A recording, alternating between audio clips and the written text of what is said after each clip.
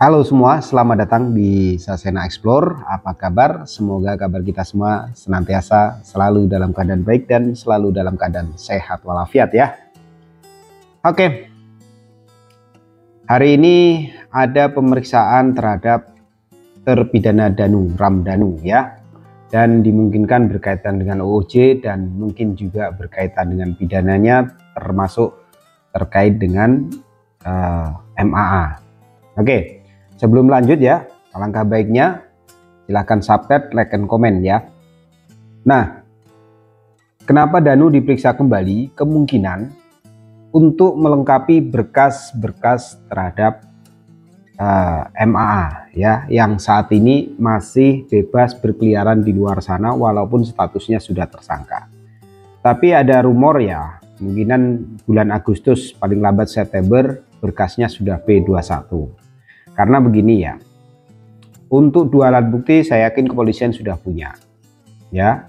Kenapa? Yang bersangkutan sudah ditetapkan tersangka. Kalau belum ada dua alat bukti kemungkinan belum. Nah, ini berkaitan dengan Danu tidak naik banding ya. Danu tidak naik banding, tapi JPU naik banding apa enggak? Nah, ini berpengaruh terhadap MAA apa enggak, walaupun Pak Yosep naik banding ya. Karena begini ya, sudah seharusnya terpidana Danu sudah tidak naik banding, dan kalau JPU sudah tidak naik banding, hukumannya sudah ingkrah, ini harusnya MAA sudah diproses ya. Ya mungkin karena kurangnya berkas ya, mungkin takut dikembalikan kembali atau P19 ya. Nah, untuk mencegah hal itu, kepolisian kemungkinan melengkapi selengkap-lengkapnya ya. Ya kalau saya sih harusnya diajukan dulu ya kekurangannya, seperti waktu berkasnya Pak Yosep ya. Itu kan juga dikembalikan P19, dilengkapi terus P21. Kita harapkan seperti itu. Tidak harus menunggu ingkrahnya Pak Yosep. Ya.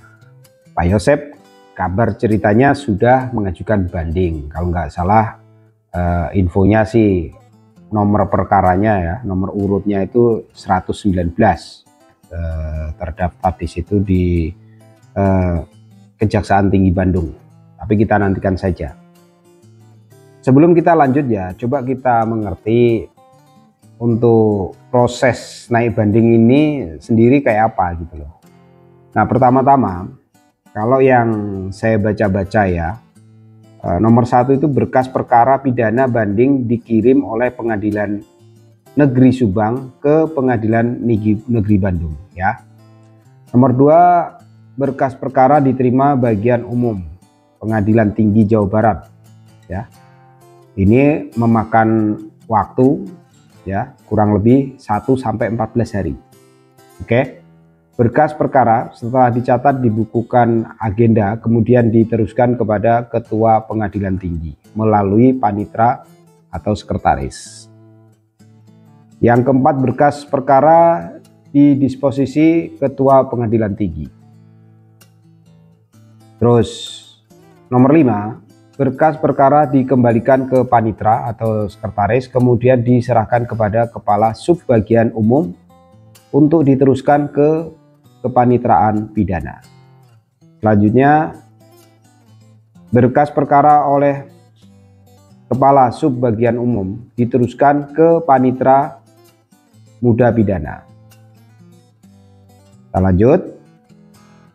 Berkas perkara yang diterima sub kepanitraan pidana kemudian dicatat ke dalam buku agenda penerimaan berkas perkara banding. Setelah diteliti kelengkapannya, syarat-syarat banding sesuai ketentuan undang-undang ya, perkara yang dipersyaratkan bandingnya lengkap diberikan nomor registrasi ya, nomor registrasi banding tentunya. Dan yang belum lengkap tidak diberi nomor registrasi. Kekurangan tersebut dimintakan ke pengadilan negeri yang bersangkutan. Nah, tuh berkas perkara sudah diberi nomor registrasi, dicatat ke bagian buku registrasi induk perkara pidana, kemudian diberi belangko penetapan penunjukan majelis hakim ya. Nah, untuk proses ini ya, nomor 2 tadi sampai nomor 7 Ini memerlukan waktu 2 hari, nomor 7 memerlukan waktu hingga 7 hari.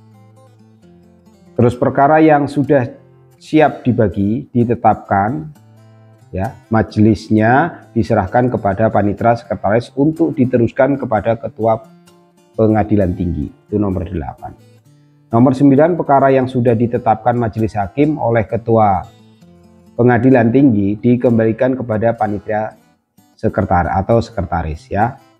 10, panitera atau sekretaris menunjuk panitera pengganti, ya, yang akan membantu majelis hakim yang memeriksa dan mengadili perkara tersebut.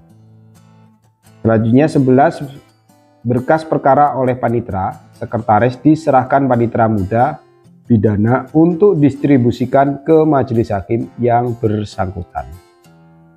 Nah, ini makan waktu kurang lebih 7 hari, ya.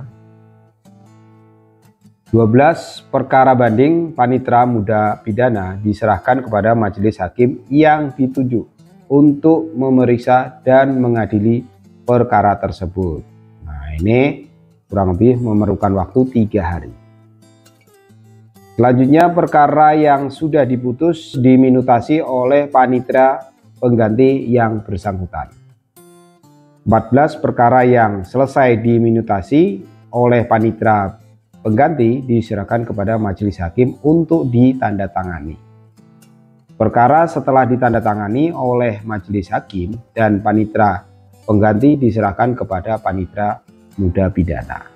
Selanjutnya 16, kepanitraan pidana setelah mencatat putusan banding ke dalam buku registrasi induk perkara pidana, membuat surat pengantar pengiriman berkas perkara, ya, atau bendel A beserta salinan putusan banding ke pengadilan negeri yang bersangkutan, kemudian diajukan kepada panitera sekretaris untuk ditandatangani. Oke. Nah, untuk proses ini memakan waktu hingga 60 hari, ya. Sedangkan yang posisi 16 ini memerlukan waktu 3 hari. 17, setelah surat pengantar selesai ditandatangani, dikembalikan kepada panitera muda pidana. 18, berkas perkara oleh panitera muda pidana dikirim kembali ke pengadilan negeri yang bersangkutan. Nah, 19, berkas perkara diserahkan kepada Kasub Bagian Umum untuk dikirim kepada pengadilan negeri yang bersangkutan. Proses ini memakan waktu kurang lebih hingga 3 hari, ya. 20, berkas perkara diterima kembali oleh pengadilan negeri yang bersangkutan. Keterangan untuk proses nomor 19 dan 20 ini memakan waktu, ya, kurang lebih 1 minggu. Kalau saya total di sini kurang lebih untuk proses banding ini sendiri bisa makan waktu 3 bulan itu paling cepat, bisa sampai 6 bulan paling lama. Nah, dalam kurun waktu banding ini belum ada keputusan, setahu saya itu terpidana bisa saja mencabut, ya, artinya membatalkan. Itu bisa saja seperti itu. Oke, begitu lamanya. Bagaimana nasib MAA kalau waktu itu kita perkirakan menunggu ingkrahnya Pak Yosef? Karena ini satu kesatuan, ya, 2 terpidana dan 3 tersangka ini adalah satu kesatuan. Kalau keputusan Pak Yosef itu kan terbukti dan meyakinkan secara sah melakukan pembunuhan berencana bersama-sama, secara bersama-sama, ya, terutama bersama Danu dan juga bersama MAA, walaupun MAA belum disidangkan.